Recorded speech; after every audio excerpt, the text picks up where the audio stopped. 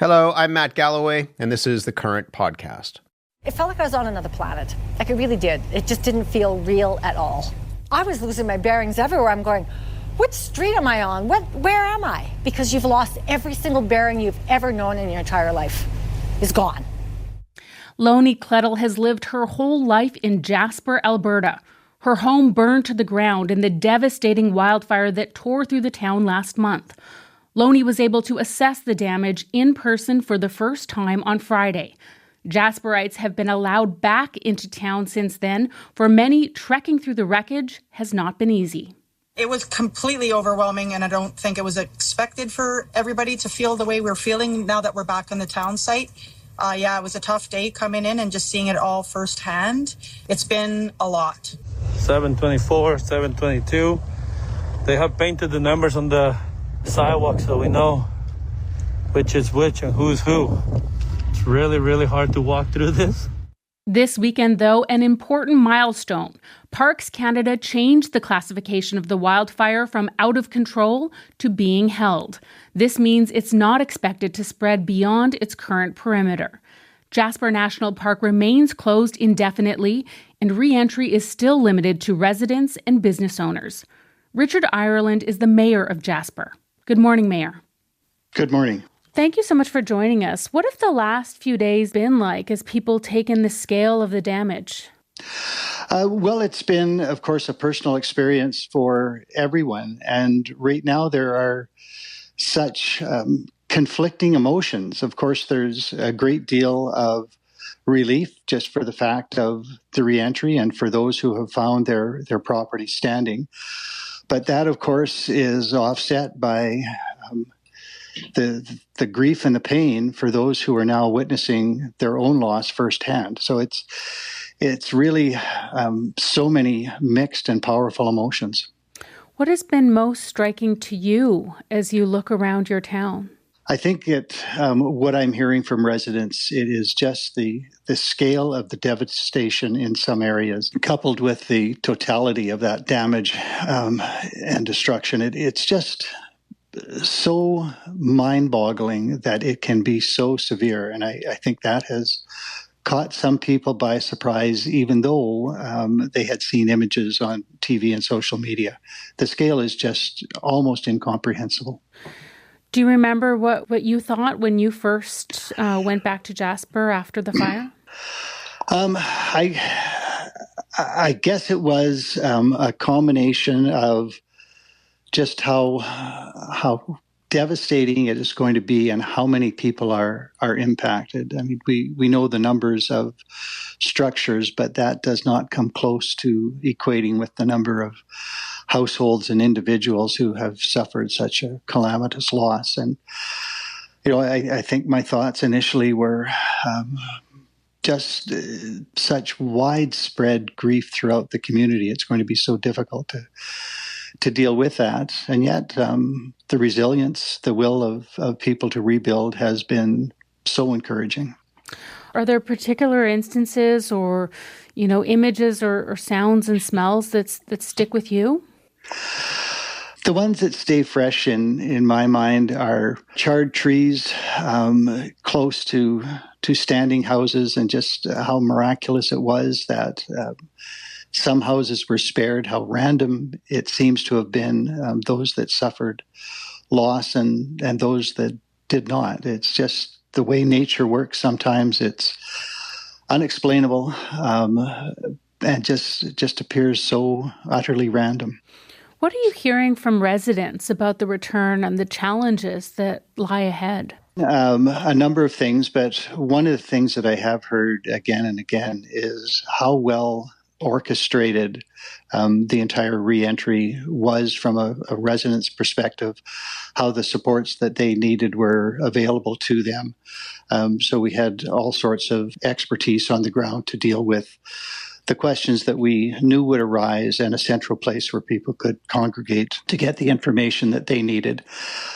We had a reentry guide on our website and handed out physical copies of that to everyone who came back into town over the last 3 days, I think it's been. And there was, I think, deep appreciation for that. And then overwhelmingly and without question, everybody was so touched by the reception they got when they first came to town.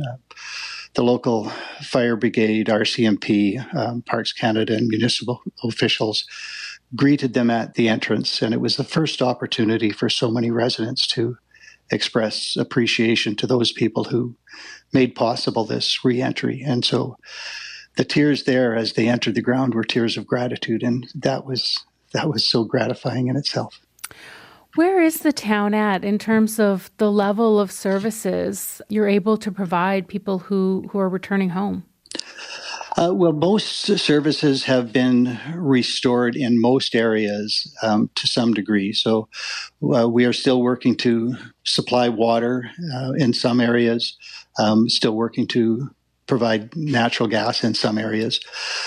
But there are contingency plans in place for that will be revealed very shortly, I think. But otherwise, services that people need in order to come back to town are there. So there's a pharmacy that's up and running. The medical clinic is being cleaned and should be open soon. A grocery store is open. There are gas stations available, emergency services at the hospital. The sorts of essential services that you need for a community have been established, of course, at less than 100%, but sufficient to allow people to re-enter. What kinds of things are you telling people to be prepared for as they return? Well, it's still a bit of a dangerous place. So there is fencing around everything that has been destroyed just to keep people safe from unintended exposure. But that fire destroyed so many properties that would have had asbestos and other chemicals in the ash. And so we are advising people that if they're going close to those hot zones, that they have proper protective gear and masks. And we've got a company engaged to actually sift through the rubble for people who want to look for treasured items. We're encouraging that nobody do that on their own, but we have a team that is experienced and properly protected to do that. And then the other things are mostly just warning people about any of the multiple things that could trigger their emotional response. That could be smells, that could be sights, it could be anything. So we've advised people that they should come with their own supports, and then we have supports available for them, particularly mental health supports, knowing that this trauma is just so profound. I can only imagine. For a lot of people across the country, this is the time where we're preparing for fall, preparing to back to school.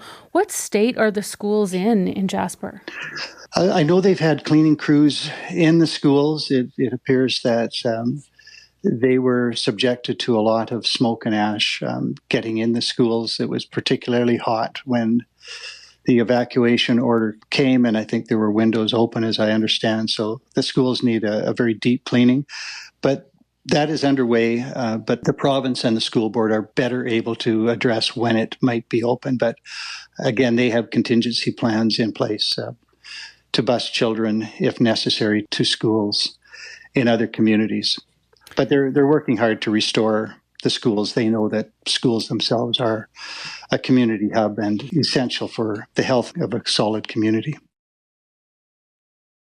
What are the other challenges you're up against to get the town back on its feet? Well, housing is the primary concern. So many people have lost their homes. And the unusual thing here is that we need the people back to restore the economy. The economy is a visitor economy. We can't welcome visitors back to the community until we have places for residents who serve them to live. And so that is a monumental challenge.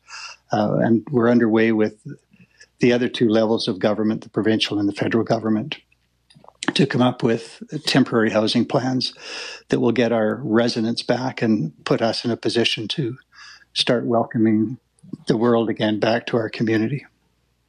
You mentioned the tourism industry, and so many Canadians know Jasper as a beloved tourist destination. How would you describe the blow the industry has taken as a result of the wildfires? Well, it's such a significant blow, and it comes on the heels of other successive blows which have been so harmful. So COVID itself hit the tourism industry first and hardest.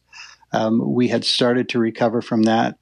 2 Septembers ago, we had another fire which caused a power outage, which caused business to lose tremendously right at the turning point of their financial years.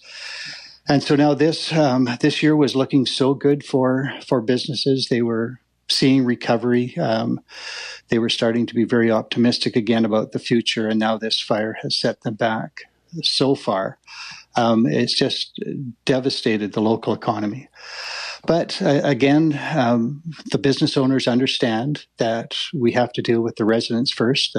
Those residents are the ones engaged at the frontline level in the tourism industry. So we need to get them housed, and then we can again, as I said, begin to welcome Canadians and welcome the world again back to Jasper.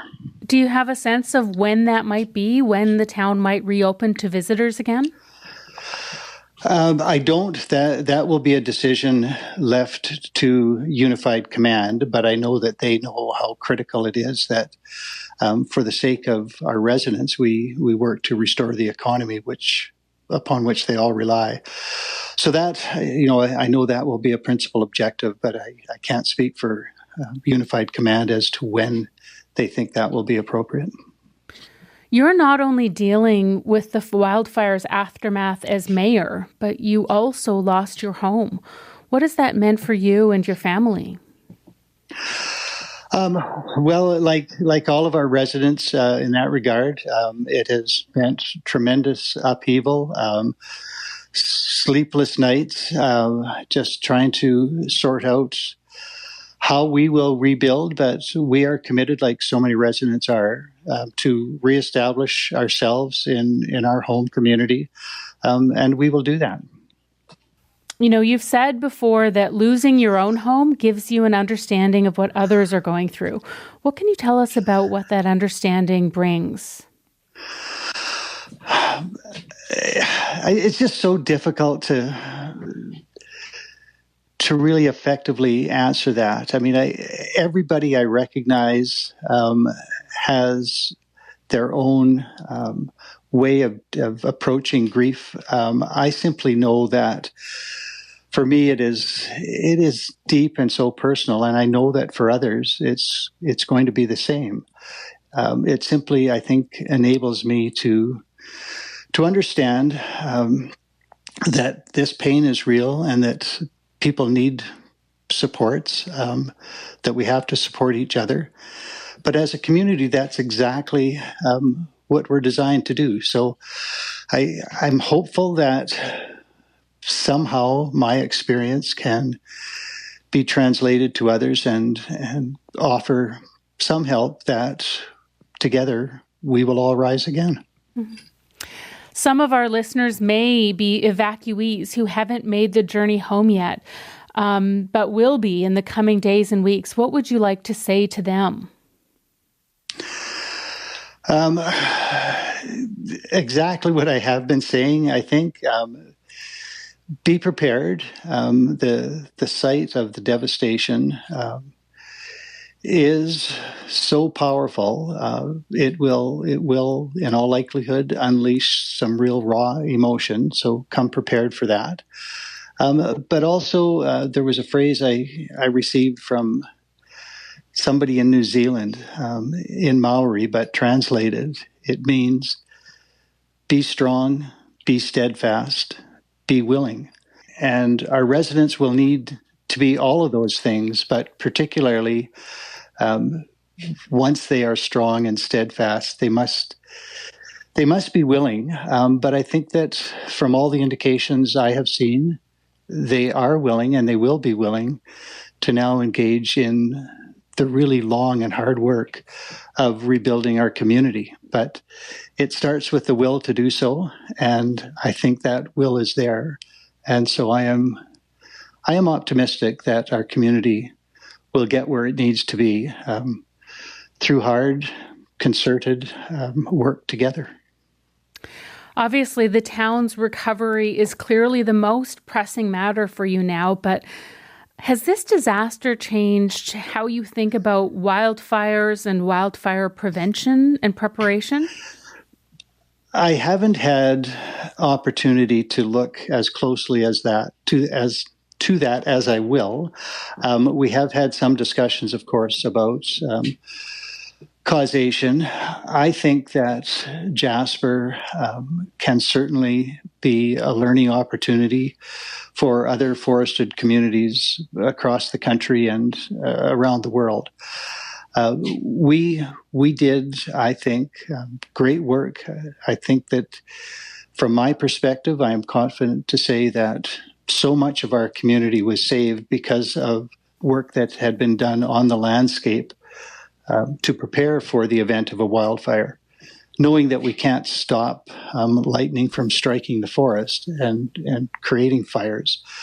Work was done to safeguard the community, and although that fire breached our boundary and came into town, fire crews were able to hold it back, and though there were losses, of course, 70% roughly of the community was saved, and all of the critical infrastructure, which is, of course, absolutely necessary to our rebuild. So, yes, there are lessons to be learned by others, but they can be, I think, positive lessons because so much was saved because of preparation.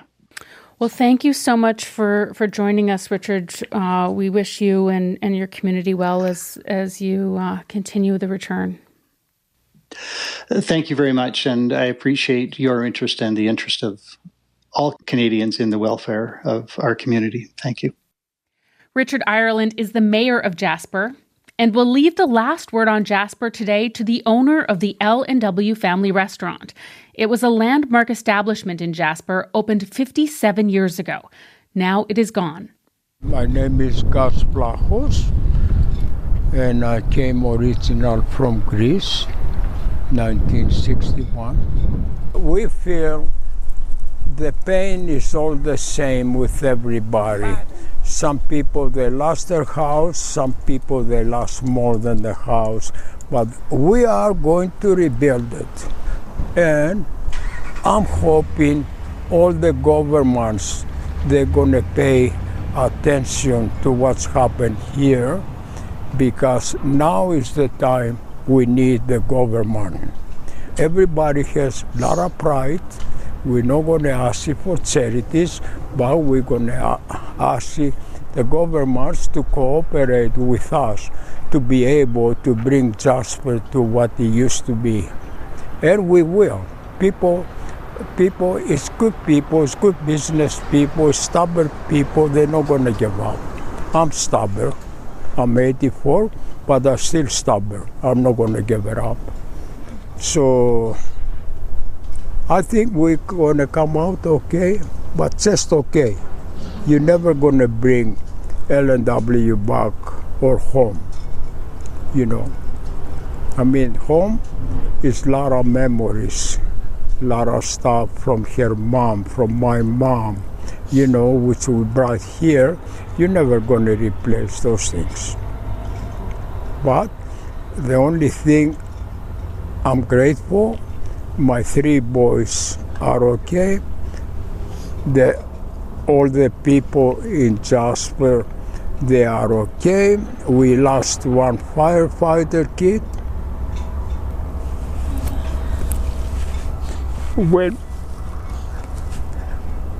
When you lose lives, that is, you know, everything else, sooner or later it's going to be back together. We're going to have Jasper again. People, I think all Canada, they're going to support us coming back.